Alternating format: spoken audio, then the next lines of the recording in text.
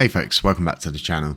Happy K Crypto here. So I hope you're having a really nice Saturday. I hope the weather's nice for you wherever you are. The sun is shining through my window. I've been sunbathing at the window.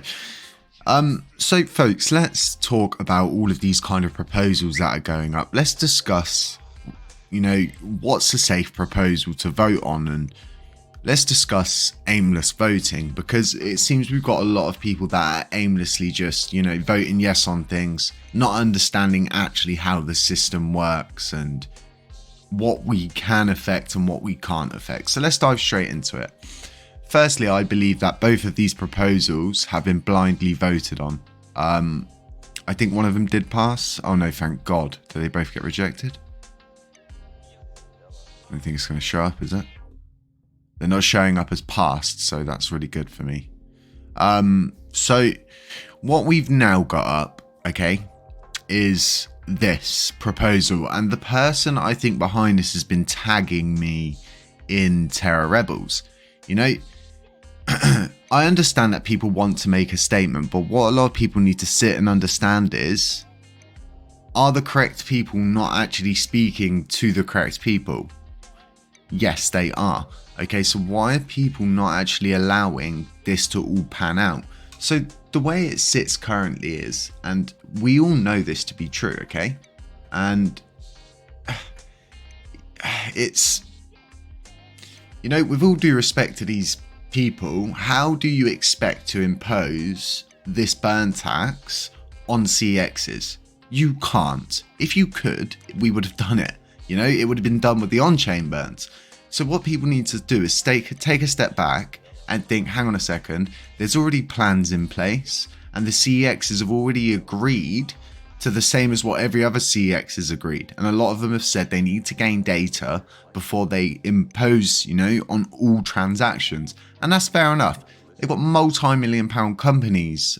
They've got, workers. They've got so many kind of hangovers that they need to ensure that this isn't going to crash or break their CEXs, because it's their bread and butter, so to speak. But you've all had an answer on them doing it only on deposits and withdrawals, and they want to get data, like I said. They want to see if it's going to destroy the volume or boost it, and they need to make sure it's profitable for them, and that's the key thing for these CXs. And I understand that everybody wants these burn transactions on all transactions, and like the other 99% of us, including myself, want this, okay? But it needs to be pushed on slow and steady. People need to allow the TXs to collect data and let them give us a definitive answer on yes or no if they're going to implement it on all transactions. If it's a no, then by all means, go ahead, do these kind of proposals, force them out, shove them down CEX's necks. But what I want to explain to people is you're better off going and putting a petition up on petition.org, because you can't, if you can't make a CX do something like this. It's impossible. There's another one that's being spoken about validators having a tax burn on all their transactions, and you can't impose these kind of things on people just because you feel like you should have more coins burned. It doesn't work like that. And if it was able to get off-chain burning on all transactions, I am 100% certain Vegas would get it. But one thing I do know is that likely Vegas is going to back them into a corner, because a lot of them have said, once you get on-chain, then we'll think about it. And Binance are one of those people. So we could just see the correct pressure applied to Binance if the burn goes swimmingly, right?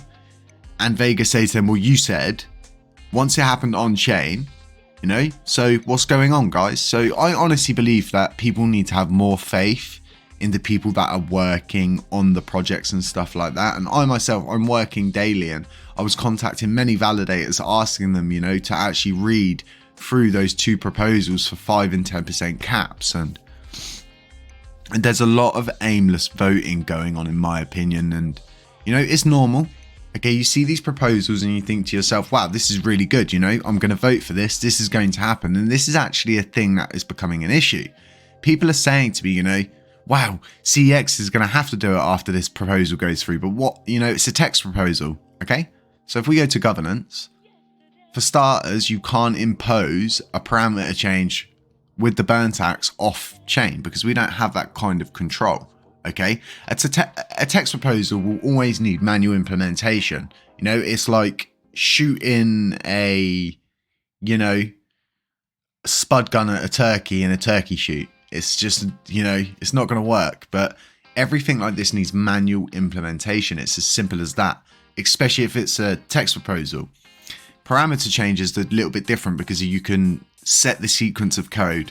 You can apply the change, you know, the keys, the values and of the base proposer, the bonus proposer, the bank module keeper, the burn module keeper, and all of that. You can manipulate those using, you know, a proposal, because that's what the governance system's all about. That's why we have the dead wallet, because it is a protocol wallet in itself. It handles all of these governance proposals. So, folks, please understand there's a huge difference between, you know, proposals that show up and proposals that you have to click to show all, okay? It's a huge difference. And the thing is, right, it's been looked at, it's been vetted by more people. I don't know exactly how the whitelisting process goes, but I know it, you know, it's when it's normally vetted. We've always seen Terra Rebels, you know, proposals get whitelisted almost instantly, if not, you know, a couple of hours later. But in my opinion, you should only be voting on stuff that's actually whitelisted. Why? Well, because it's been vetted. The Agora texts have been put up. The correct procedures were followed to put this proposal up. And anytime you click no proposal, it will say upload proposal only after forum discussion on Agora Terra.money. So you've got to have a big discussion on this. So it's all one of those ones. So like I said, once the burn tax lands, okay, the second the burn tax lands, probably a day later, I'm going to be putting out the proposal, which will just be a text proposal to remove the community pool burn. And I'll likely be able to get it whitelisted because I've followed all the correct routes. But, you know, this community pool burn's stupid and it's never ever been implemented. And, you know, it's reversing it it is as easy as just putting up this text proposal now, because I've followed the correct route with the Agora text.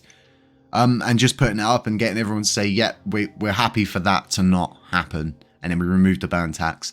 Nothing else that gets removed from that proposal. Nothing but that community pool burn tax. It's as simple as that. Okay, folks? So leading up to this burn, there's more than likely going to be a little bit of FOMO, I would have thought. I don't know why, but people kind of buy the rumors, sell the news. And likely people might sell on the day. So we could see, you know, a huge sell order going out on the day. So be prepared for everything and anything that could happen once this burn tax goes active, okay, folks? And just stay safe out there, okay? Beware of scammers, beware of doppelgangers. I'm not going to DM you. You know, all these WhatsApp numbers that people post in the YouTube comments, they're not real. If you need to get hold of me, head over to my Telegram. You can catch me there. Folks, none of this is ever financial advice. Do remember that. It's the mere ramblings of myself and my cat. Catch you in the next one.